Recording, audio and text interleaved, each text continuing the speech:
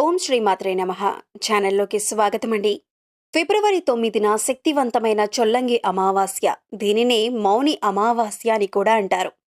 ఈ అమావాస్యలోపు వృశ్చిక రాశి వారి జీవితంలో ఊహించని 4 సంఘటనలు జరగబోతున్నాయి. ఇవి వీరి జీవితాన్ని ఒక కొత్త మలుపు తిప్పబోతున్నాయి. అంతేకాకుండా ఎంతో కాలంగా నెరవేరని 2 కోరికలు ఈ అమావాస్యలోపు ఈ రాశి వారికి తప్పక నెరవేరుతాయని చెప్పటంలో ఎటువంటి సందేహం లేదు.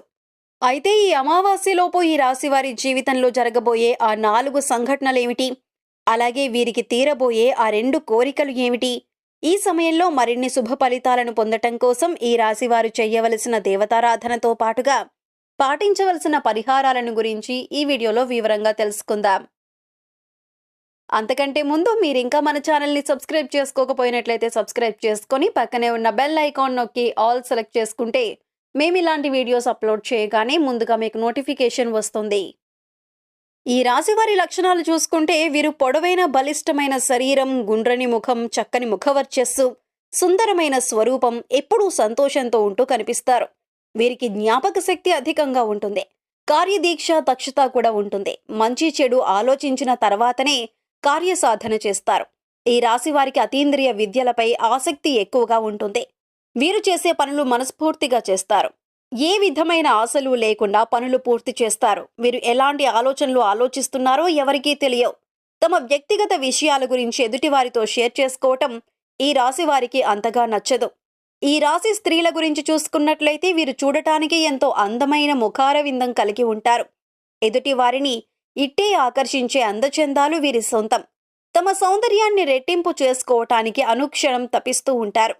ఎదుటివారు తమ సౌందర్యాన్ని మెచ్చుకోవాలని, తమను ప్రశంసించాలని భావిస్తారు. సమాజంలో ఆమోదయోగ్యమైన అభిప్రాయాలతో దృఢ సంకల్పం కలిగి ఉంటారు.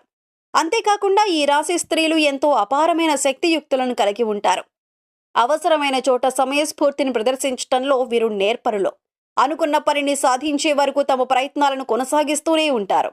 ఈ రాశి వారికి ఉన్న మరొక ముఖ్యమైన లక్షణం అతి జాగ్రత్త.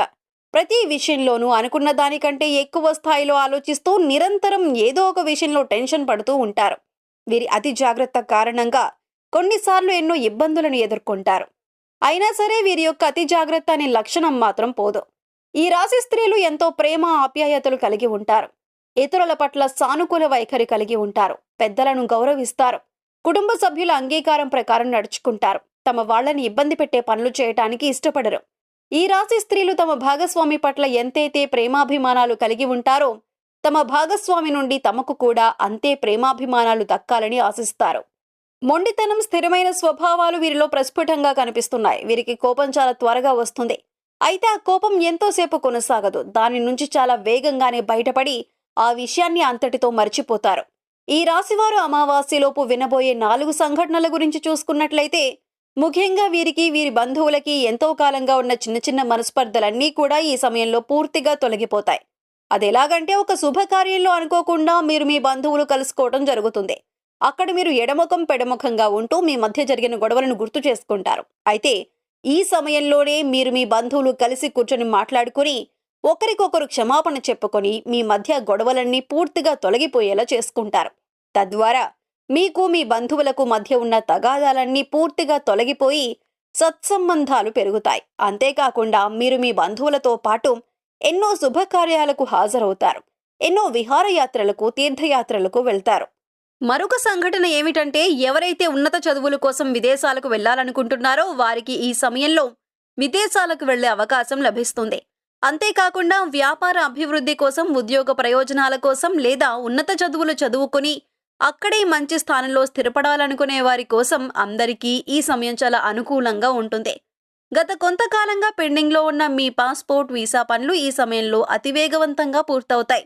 అంతేకాకుండా విదేశాలలో మంచి పొజిషన్లో సరిపడటంతో పాటు మీరు స్వదేశానికి కూడా మంచి పేరు ప్రఖ్యాతలు తీసుకువస్తారు.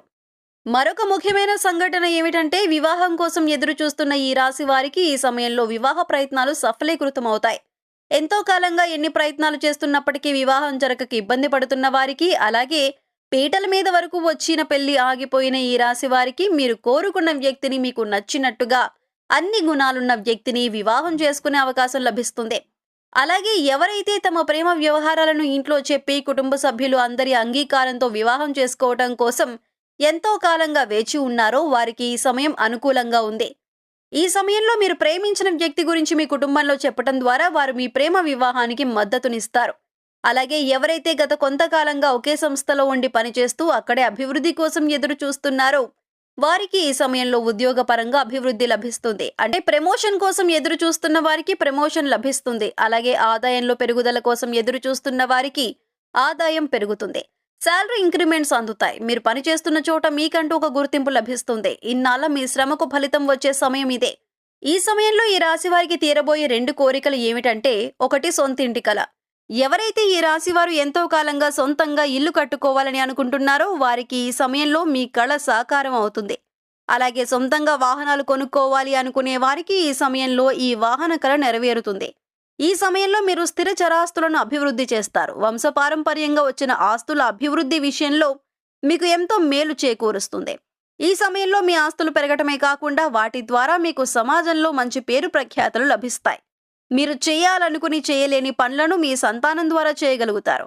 అంటే ఉదాహరణకి మీరు డాక్టర్ అవ్వాలని ఆర్థిక ఇబ్బందుల కారణంగా అవ్వలేకపోయినా మీ సంతానాన్ని డాక్టర్ని చేసి మీ కల నెరవేర్చుకుంటారు. ఈ సమయంలో మరిన్ని శుభ ఫలితాలను పొందటం కోసం ఈ రాశి వారు చేయవలసిన దేవతారాధన చూసుకున్నట్లయితే ఓం దుర్గాయ నమః అనే మంత్రాన్ని 108 సార్లు పఠించడం ద్వారా శుభ ఫలితాలను పొందుతారు. నిత్యం సూర్య భగవానుణ్ణి ప్రార్థించడం ద్వారా మేలు చేకూరుతుంది. మీకు వీలైనప్పుడల్లా గోమాతకు గ్రాసం పెట్టడం ద్వారా సకల శుభాలు చేకూరుతాయి. మీరు శుక్రవారం ఉదయం స్నానం తర్వాత గులాబీ రంగు దుస్తులను ధరించి లక్ష్మీదేవిని తామర పువ్వులు లేదా ఎర్ర గులాబీలతో పూజిస్తూ పూజా సమయంలో శ్రీ సూక్తాన్ని పఠించండి. ఇలా చేయటం వల్ల లక్ష్మీమాత అనుగ్రహం లభిస్తుంది. శుక్రవారం రోజు లక్ష్మీదేవిని ధ్యానించిన తర్వాత మీరు కనకధార స్తోత్రాన్ని పఠించాలి. ఈ విధంగా పారాయణం చేయటం ద్వారా అపార సిరి సంపదలను పొందుతారు. లలితా సహస్రనామాలను నిత్యం పఠించటం ద్వారా శుభ ఫలితాలను పొందుతారు. ఈ సమయంలో మరిన్ని శుభ ఫలితాలు పొందటం కోసం ఈ రాశి వారు చేయవలసిన పరిహారాలు చూసుకున్నట్లయితే ప్రతిరోజు రావి చెట్టు దగ్గర నువ్వుల నూనె లేదా ఆవ నూనెతో దీపారాధన చేసి కొంత పంచదార చెట్టు వేర్లలో పోసి నిదానంగా 11 ప్రదక్షిణలు ఓం నమో భగవతే వాసుదేవాయ అని స్మరిస్తూ చేయండి. ఈ విధంగా చేయటం వలన చాలా వరకు కష్టాల నుండి బయటపడతారు. సమస్త దోషాలను నివారించే తల్లి గోమాత. వారంలో మీకు వీలైనన్ని సార్లు గోవుకు మీకు తోచిన గ్రాసం పెట్టి 3 ప్రదక్షిణలు చెయ్యండి. అద్భుతమైన ఫలితాలు కనబడతాయి. మంగళవారం నాడు రావి చెట్టుకు 108 సార్లు ప్రదక్షిణలు చేయటం ద్వారా ఆర్థికపరమైన లాభాలను గడిస్తారు. పక్షులకు ధాన్యం గింజలను ఆహారంగా వేయటం ద్వారా మంచి చేకూరుతుంది. సో చూశారు కదండి, ఫిబ్రవరి 9 శక్తివంతమైన చొల్లంగి అమావాస్యలోపు ఈ రాశి వారి జీవితంలో జరగబోయే ఆ 4 సంఘటనలు ఏమిటి, అలాగే వీరికి తీరబోయే ఆ 2 కోరికలు ఏమిటి, ఈ సమయంలో మరిన్ని శుభ ఫలితాలు పొందటం కోసం ఈ రాశి వారు చేయవలసిన దేవతారాధనతో పాటుగా పాటించవలసిన పరిహారాల గురించి ఈ వీడియోలో వివరంగా తెలుసుకున్నాం కదా. ఈ వీడియో మీకు నచ్చినట్లయితే లైక్ చేయండి. మీ ఫ్రెండ్స్ అండ్ ఫ్యామిలీ మెంబర్స్లో ఎవరైనా వృశ్చిక రాశి వారు ఉన్నట్లయితే వారితో ఈ వీడియోను షేర్ చేసుకోవడం మర్చిపోకండి.